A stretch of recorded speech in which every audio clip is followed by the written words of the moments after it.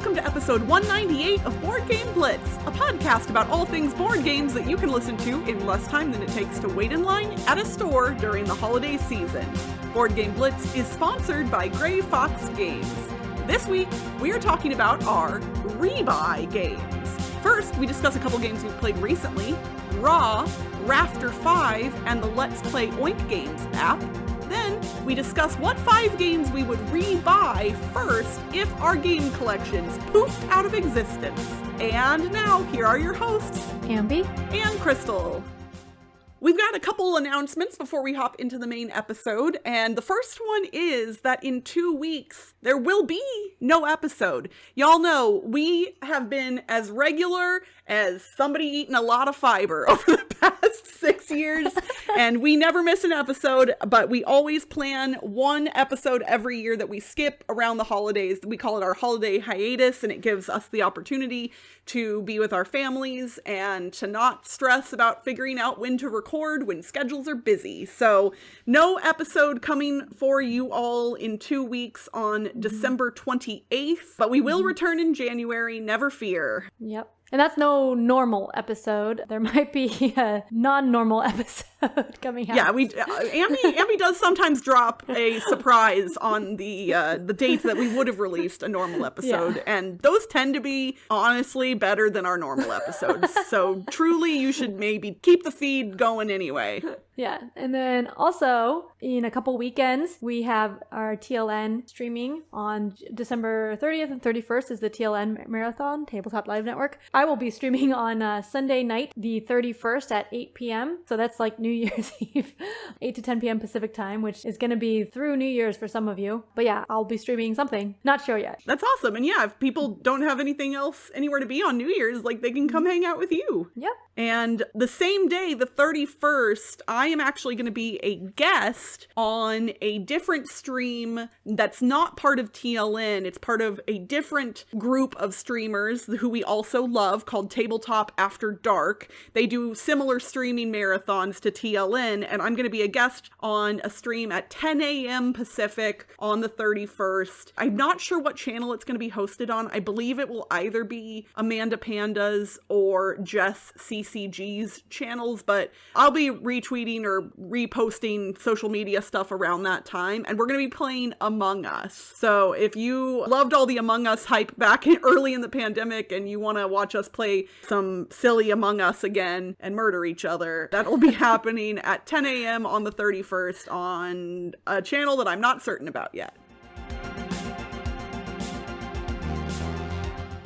Recently, I played the game Ra, not for the first time, but I hadn't played it for a long time. So Ra is a game published in 1999, designed by Rainer Knizia. It's had various publishers, and I think it just got reprinted recently. But it's a auction bidding / set collection / push your luck game. So usually I don't like that many auction bidding games, but with Ra, it feels a little different. So in the game, you are bidding to collect sets of tiles. The tiles give you different scorings at the ends of each round and at the end of the game. There's like monuments where you want to collect lots of different ones or lots of the same one to get points, and they kind of stack. Or there's other ones where it's like you get 2 points for each one, or like other things where if you don't have any, you get negative points, but then if you have the most, you get like 5 points or something. So lots of different types of tiles that give you points. And on your turn, you're flipping over a tile onto the shared tile grid. So like you're going to take a tile out, and then the next person's going to take a tile out, and you're going to keep doing that until someone decides they want to bid on it, or a bidding tile comes out, and that like makes people bid on it anyways. The bidding tiles are also like a timer for the end of the round. But like when you bid, each person has these face-up bid chips, 3 of them to start the round, and that's like all you can use the whole round, so you only get to win 3 bids maximum.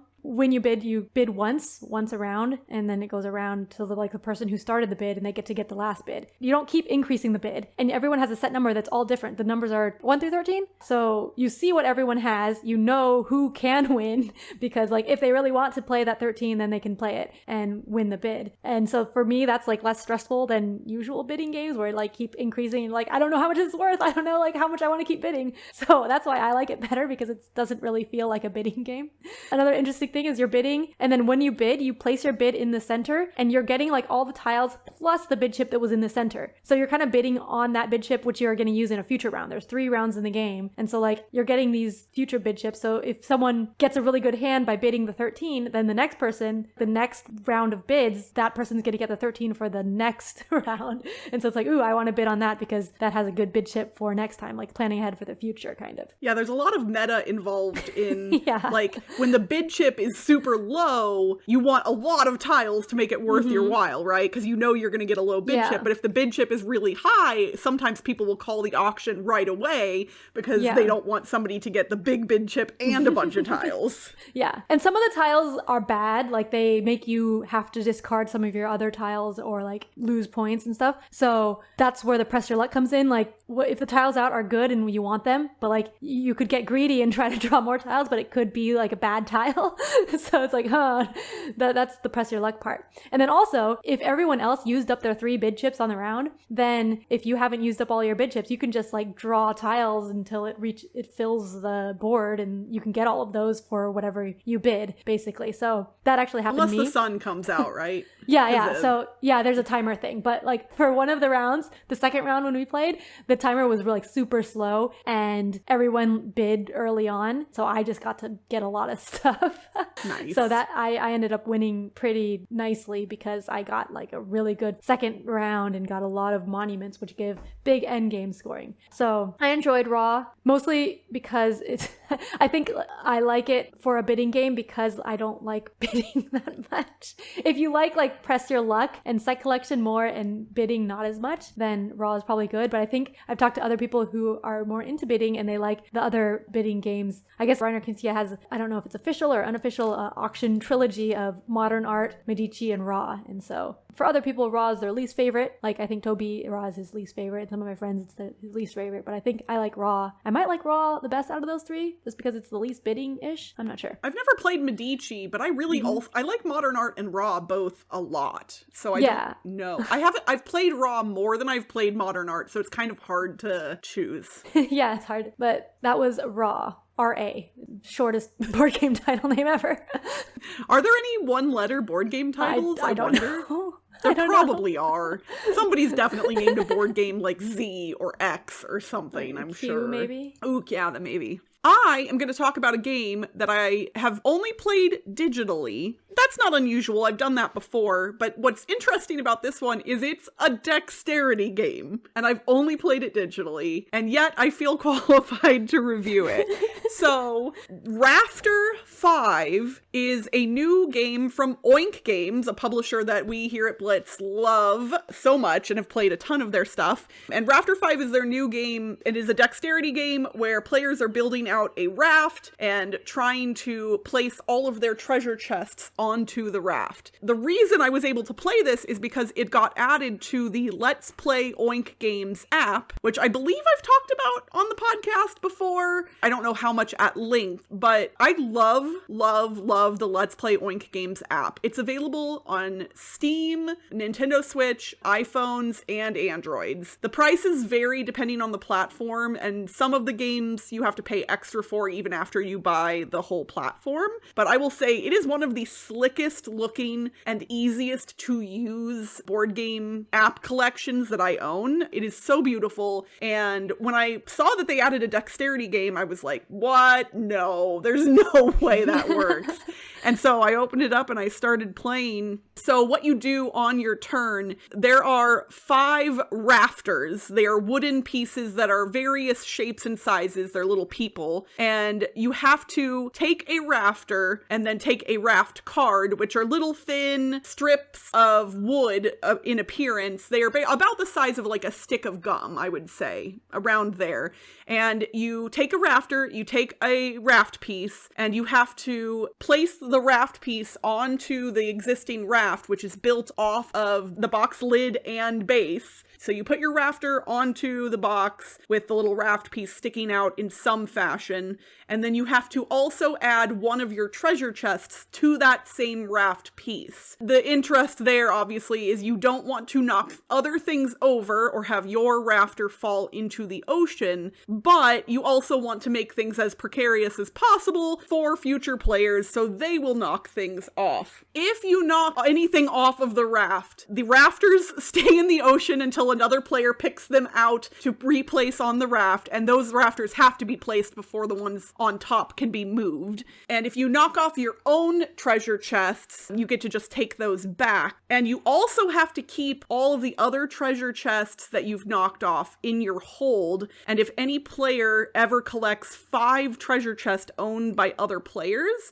then they're out of the game and everybody else keeps playing. So like I said, I've played this digitally, and I'm not an expert in how to recreate physics in a digital space, but based on what I know of games of this nature, the physics seem pretty accurate. Like, really, like, the cards would tilt, and then some cards would, like, flip up other cards just as you would expect them to. It really seemed accurate from my point of view. The one thing I'll say is, depending on how you build out the raft, those 5 treasure chests from other players can be very easy to collect it all in one go if you make a mistake. So I think you could theoretically modify. I'm sure I haven't looked at the official rule book because I learned it on the app, but I'm imagining the in-game conditions can be modified to some degree. But y'all, this is another super fun one from Oink, and I'm definitely going to get a physical copy of it when it becomes available. I looked on their website and it is not currently available for sale here in the US from Oink Games' website. But if you have the digital Let's Play Oink Games app, I would recommend you take a look at Rafter 5. And if you don't have that app, look it up on a platform of your choice. It's awesome. And just so as a note, only one player has to own the DLC games to be able to play them with other players. So like for some of the extra paid games like Scout, if one person purchases that DLC and everybody has the base game app, they can all still play Scout together with the player who purchased the DLC. So it's friendly in that way. Yeah, that's nice. Same thing for all of the other DLCs as well. I just use Scout as a point of reference.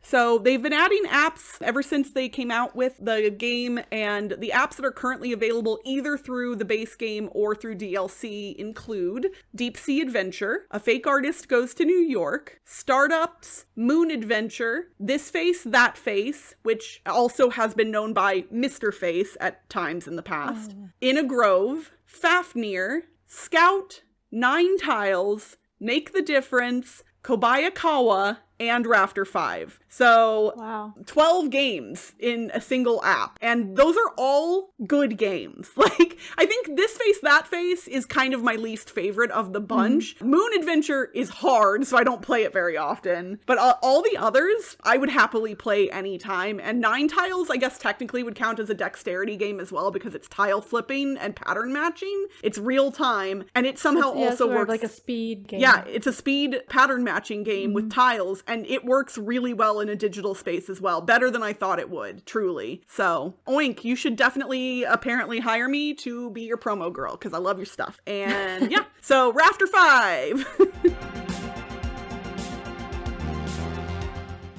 In our last episode, we discussed the games that we would hope to have with us if we were stranded on a deserted island. We had people to play with, but you know, we needed some games and we only got to pick 5. And we're picking 5 games again, but we're not going to order them quite as distinctly this time. We're picking the 5 games that we would rebuy first if our game collections poofed out of existence for whatever reason, which obviously we hope never happens. That would suck. But there are instances where like someone's house floods or other tragedies strike and people do lose their entire game collections. Obviously, you know, you hope that people and pets and the loved ones are safe first. But assuming everybody is safe and healthy, losing your entire game collection for a board gamer would be pretty devastating, honestly. Yeah, but now they're talking about floods, I realized that after talking a lot last week with the deserted islands and me talking about the components being resistant, weather resistant, then maybe my collection disappears a different way. Because the first game I was thinking was Mahjong, which is the same as last time, which is also probably pretty weather resistant to things like floods. That probably, but like, what about the case that holds the tiles or the bags that hold the tiles or whatever else? Like, the tiles themselves would be fine, but are there other components, right? Like score sheets or anything like that? The score tiles are also tiles. Oh, they're I have some printed out like reference things for the rules, so maybe like the rule book and stuff. But you can get those again easily. That's yes. The tiles are the expensive part of Mahjong. So yeah, but like let's say they poofed like an alien came and transported all of my board game collection, just the board games. Everything else was fine. Then Mahjong would be the first one, because when I was thinking of this list, it was just like games that I play a lot now and like would be playing in the next month or something, because then it's like the first ones I buy and then later I'll be buying more, right? Like, so like the ones that I need to play now. And at this point in life, it's Mahjong is the one that I'm playing like a lot. So yeah, that was like the one that came to mind for me. Interestingly enough, I don't get together with friends to play board games in person as much as I used to. I've discussed this before, but the first game that came to mind for me was Just One. I mean, of all of the party games I own, everybody loves Just One. Even people who normally I think aren't keen on cooperative games, Just One doesn't feel like you have to work with the other players. Like, it is cooperative, but you don't have to like talk things out or anything like that. So it appeals to everyone, and it's always a blast. It's so much fun, and I just couldn't see me not owning that game at this point. Like, I think that's a game that is going to be in my collection forever. It's also relatively cheap, so it'd be an easy one to get. Yeah. So Just One was the first one that came to mind for me. My second one was also like a party cooperative game, a word game, but it's Cross Clues, because that's been my go-to word game. That's our go-to game when we have 10 minutes or more to fill the night, because Cross Clues is a 10-minute real-time game that's very fun. And I've talked about it a lot. So yeah, like just games that we play all the time. That's my list. Yeah. I'm starting with my like expected games, and I'm going to get as I get further down, it'll maybe be a little more unexpected for my list. But very unsurprisingly, the next game I thought of was Kingdomino, especially this year. Y'all have heard me talk about it a lot. Y'all know how much I love it. I never tire of it, and it's good at 2, it's good at 4. I love it. I don't even need to explain why, because I've done that 1,000 times. So yeah, Kingdomino would immediately go back into my collection as well. But would you get 2 copies? Because that counts as 2 spaces. So no, I would not get 2 copies right away. Even though I have done the 10x10, I've only done it once, even though I've owned the 2 copies literally for years. So I don't think that's necessary quite yet. That makes sense. For my third game, I actually, like, after Mahjong and Cross Clues, I was like, I don't really know, because... You're happy with 2. You're just like, that's enough, whatever. Yeah, that's enough.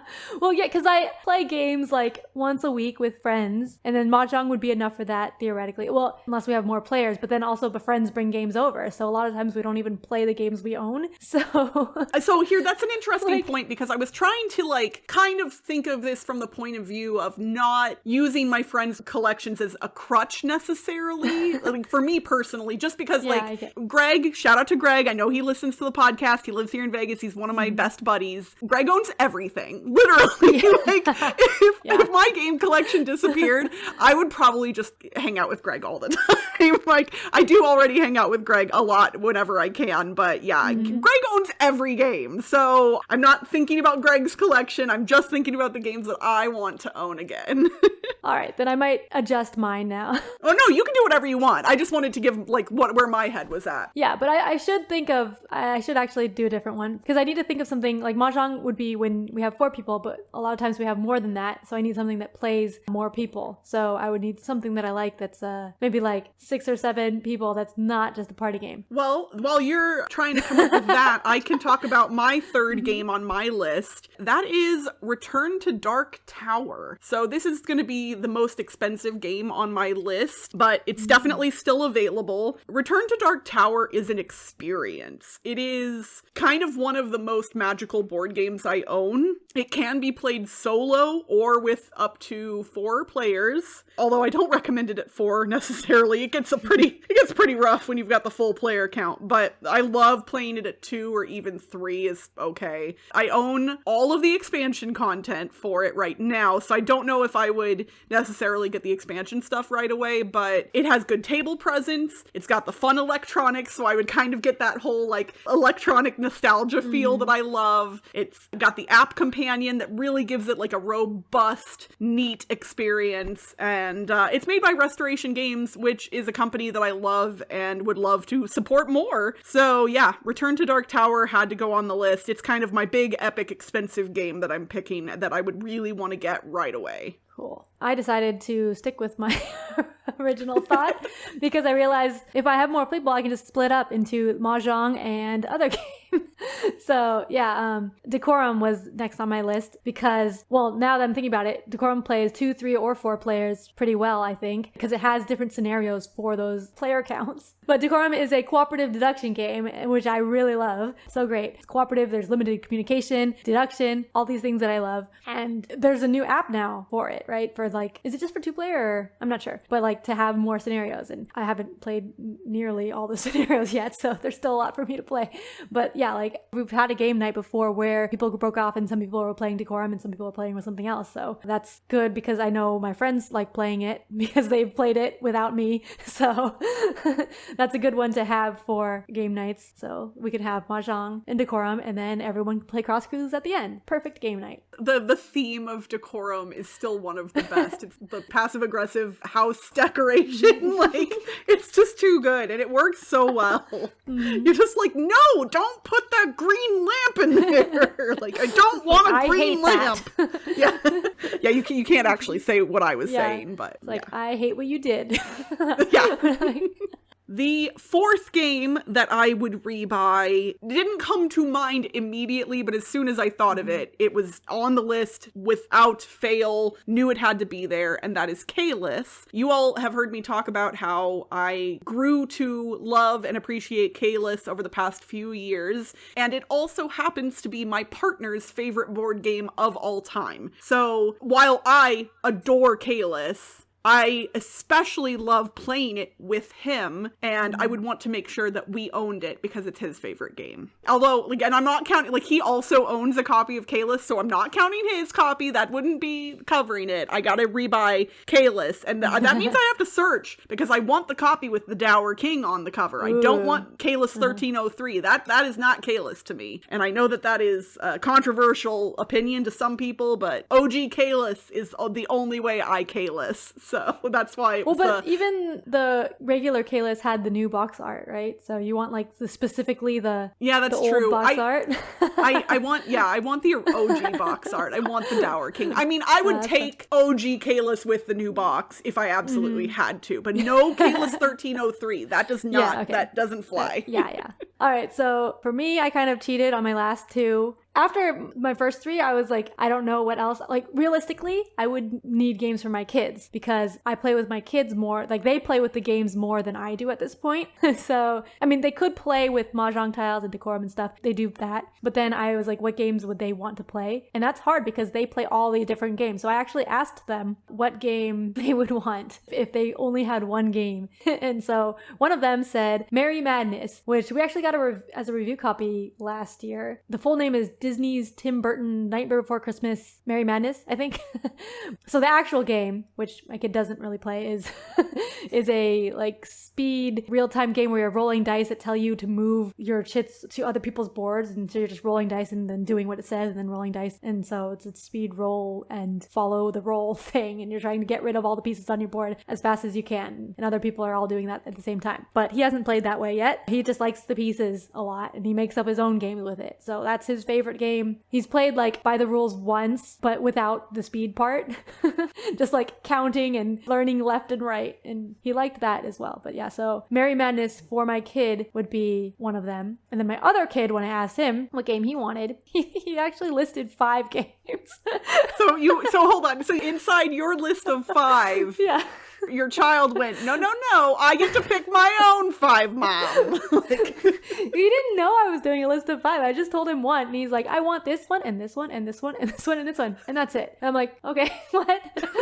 But he had an order, so he said first the train game, so he said co-op train game, but that's a print and play, so I don't know how that counts in our little buying back games, because it's a free print and play game. I mean, you would reprint it, right? If you I would reprint it, yeah. I would definitely reprint it, but like, does that count as one of the 5? I don't know. But then after that, because that doesn't really count, I'm just going to list his whole list. He said Monza. I want to hear everything that he wants. Yeah, like, come on.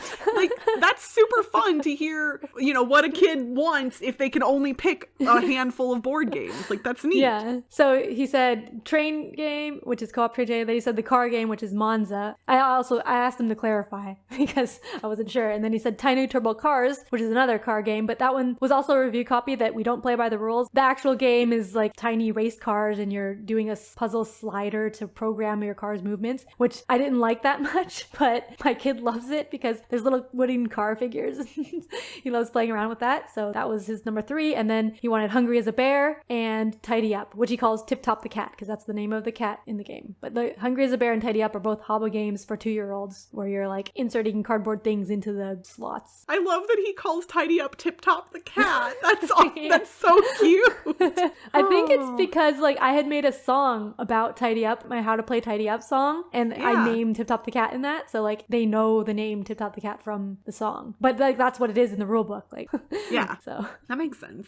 My last pick was a little bit tougher, but after those first 4, I was kind of struggling. I was like, okay, so I've got a party game, I've got a quick light tile laying game, I've got a big deep adventure, I've got a Euro game that me and my partner both love. I'm like, what am I missing? And I decided to go with one of my favorite roll and write games that isn't super commonly owned in the States. At least not in my game group or circles. Everywhere I bring this game, I tend to be the one that's teaching it because a lot of people haven't played it or heard of it, and that is Riverside. So I've reviewed Riverside on the podcast before, but it's a really neat roll and write game where the board that the little cruise ship is going along is modular, so it changes every time you play the game, and then you're basically going out on little tours from the cruise ship. Everybody's a tour operator, and you're trying to take your guests onto different types of tours from where the cruise ship is docked, and I just adore it. Every time I play it, it's so much fun. It's got luck in it, it's got strategy in it, and it's unique. It's something that I don't think a lot of people own, and I definitely would want to have again. So that was my 5th choice, Riverside. Cool. We would love to hear from you all. What games would you rebuy first if your collection poofed out of existence? Hit us up on social media or in our Discord. Link to join the Discord is in the show notes. Also, we are going to be doing a Q&A episode in the relative near future, so if you have burning questions that you would love to ask Ambie and I, they do not have to be board game related, but I imagine some of them will be. Please go to our Discord. There is a thread there where you can leave those questions, and we may give you a shout out on a future episode if we answer your question. So yeah, make sure you're in the Blitz Discord for that. We hope you all have a really wonderful rest of your holiday season, whether you celebrate one of the many holidays that is around this time or not. Hopefully y'all get to spend some time with friends or family. We love y'all. Thank you so much for listening. It's been a wild ride, but there's more Blitz to come in 2024. That'll be our 8th anniversary coming up this spring. And we're also a couple away from 200 episodes, which, oh man, that's wild. So exciting things to come soon, y'all. Have a wonderful rest of your December. We'll see you in January. And that's it for this week's Board Game Blitz. Visit our website, boardgameblitz.com, for more content and links. This episode was sponsored by Grey Fox Games. Have you pre-ordered your copy of Last Light from your friendly local game store yet? No? What are you waiting for? It's an awesome 4X game that plays in under an hour and it's fully Blitz approved. And if you want to buy games at greyfoxgames.com, you can get 10% off your entire order, including promos, exclusives, and upgrades not available anywhere else by using the code BGBLITZ2023 at checkout. Join the Blitzketeer community on Discord for game nights, discussions, and more by following the link in the show notes. Support the show by leaving us a rating and review on iTunes or Spotify. And if you like us a lot and want to support us monetarily and get some cool perks, check out our Ko-fi at ko-fi.com/boardgameblitz today. Our theme song was composed by Andrew Morrow. Until next time, I want a shiny new board game for Christmas. Only a brand new board game box will do. Don't want some socks, no silly kitty toy. I want a game like Last Light that was made by our friend Roy. Bye everyone! Bye! Because it has different scenarios for those characters, those player counts.